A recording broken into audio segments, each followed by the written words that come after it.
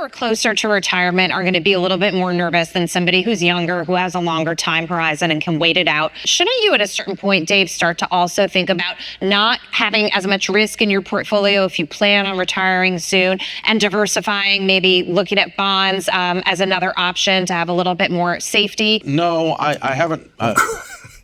Of course you should. Again, maybe not bonds, but something safe. We prefer fixed index annuities, but whatever.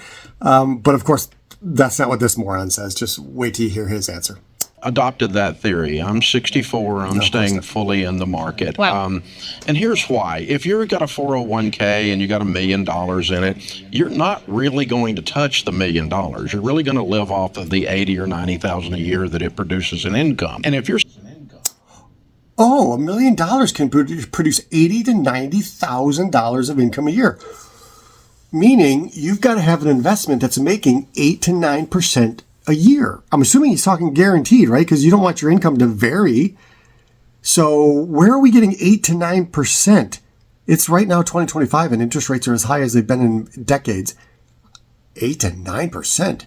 That's not something that I can get easily anyways, or anything that's going to be guaranteed for a while.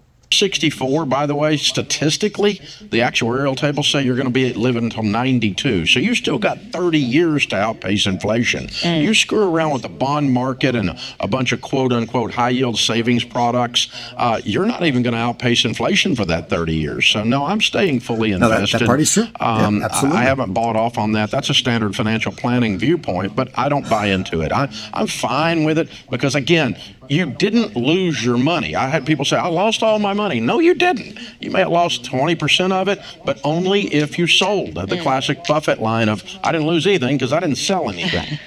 All right, well, only if you sold. So meaning you're in an investment that's getting 8% and you can't sell. Okay, I guess what he's saying there, but okay, whatever. You just got to have the right products for the right bucket of money. For income, you got to have the proper investments for income. For some safe money, you got to have the proper investments for safe money. For growth, you've got to have the proper investments for growth. And obviously, for growth, it's the stock market. But the stock market is so unreliable. You can't ever rely on it. You can't rely on it for income. You can't rely on it for anything. A lot of times it's just money that if we do have some nice gains in there, you can use that bucket if you need to for something, or it's just going to be an inheritance for the kids.